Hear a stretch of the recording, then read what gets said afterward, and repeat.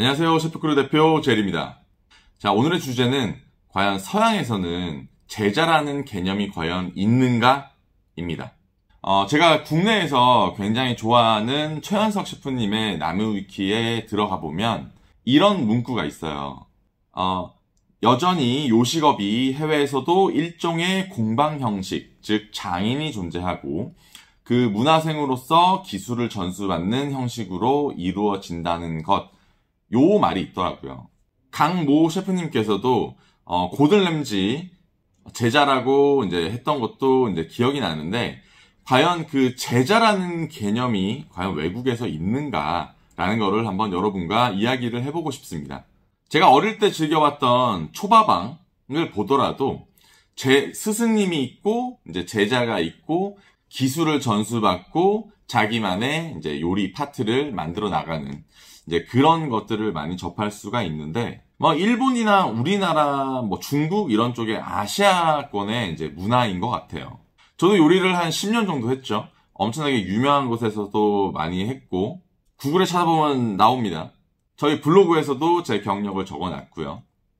저한테 누군가가 너의 요리 스승이 누구냐라고 물어보신다면, 제가 일했던 그 3햇 레스토랑인 에스트의 피터 도일, 이런 셰프님들을 저의 스승이라고 얘기할 수가 없습니다. 왜냐? 서양에서는 그 스승이라는 존재가, 그 스승이라는 그 정의가 사실은 없어요. 약간은 동료 같은 느낌으로 생각을 하시면 될 겁니다.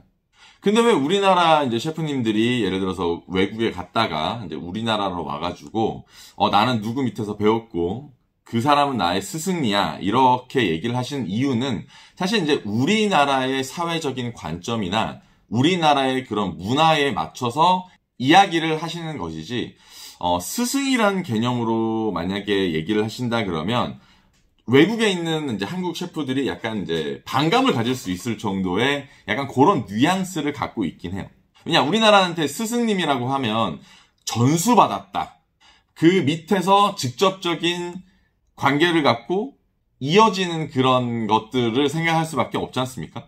그래서 만약에 저도 이제 한국에 가가지고 유명한 스타 셰프가 됐다, 그러면 이런 얘기를 어느 정도 할 거는 같아요. 왜냐, 그런 배웠으니까.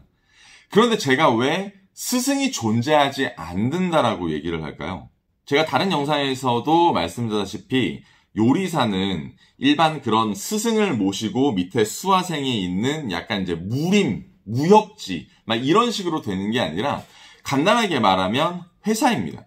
그러니까 예를 들어서 이렇게 생각하시면 돼요. 내가 삼성전자를 들어갔는데 이재용 회장님이 나의 스승이다, 이렇게 얘기를 할 수 없는 것처럼 요리도 마찬가지고 회사에 직급이 있고 부서가 있고 저에 맞는 역할이 있습니다.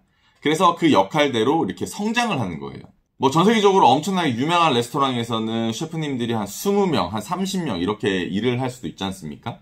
그럼 부서가 굉장히 여러 개로 나눠지고 그 안에서 일을 하면서 실질적으로 만약에 내가 스승이라고 하는 사람들은 그 섹션의 장이라고 불리는 CDP일 겁니다. 물론 제가 이제 성장을 해서 이제 수셰프가 되고 헤드셰프가 되면 그 위에 있는 셀레브리티 셰프나 이그제큐티브 셰프나 이런 사람들 밑에서 직접적으로 같이 일을 하게 되죠. 같이 레스토랑에 음식을 만들고 레스토랑의 행사를 기획하고 마케팅을 진행을 하고 이런 거는 있지만, 이것도 스승의 범주에서는 굉장히 좀 벗어난 그런 개념이라고 생각을 할 수 있습니다. 그래서 누군가 저에게 너의 요리사의 스승이 무엇이냐라고 얘기를 하면 저는 같이 일했던 동료라고 얘기를 할 것 같아요. 왜? 동료들한테 정말로 많은 것들을 배우고 많은 지식과 경험을 공유하고 또 같이 일을 하면서 새로운 것들을 만들어내고 기존에 있던 것들을 고쳐나가면서 팀원으로서의 일들을 하기 때문에 저는 스승보다는 팀원, 스승보다는 이런 한 팀의 얘기를 많이 한다라고 얘기를 해드릴 수가 있을 것 같아요. 그래서 요리사를 재능이 있고 그 재능을 키워줄 사람을 찾고 그 재능으로 인해서 내가 성공을 하고 유명해지고 이렇게 생각을 하시는 분들이 거의 대부분일 텐데, 사실은 실질적으로 이제 요리사의 산업에 들어와 보면 회사원으로서의 이제 직무 역할을 하는 경우가 대부분이죠. 우리가 이렇게 스승에 대한 얘기를 하는 게, 요리사에 대한 모습들을 뭐 TV나 만화책이나 이런 걸로 접할 수밖에는 없기 때문에 뭐 일반 사람들이 뭐 레스토랑에 들어가서 일을 하거나 그러지는 않지 않습니까? 그렇기 때문에 스승이라는 것을 많이 생각을 하고 좋은 레스토랑에 들어가야 되고 유명한 사람 밑에서 배워야 되고 이렇게 생각하시는 경우가 많은 것 같아요. 하지만 유명한 레스토랑이나 유명한 셰프님 밑에서 배운다고 해서 꼭 성공하는 것도 아니고 그럴 확률도 극히 드뭅니다.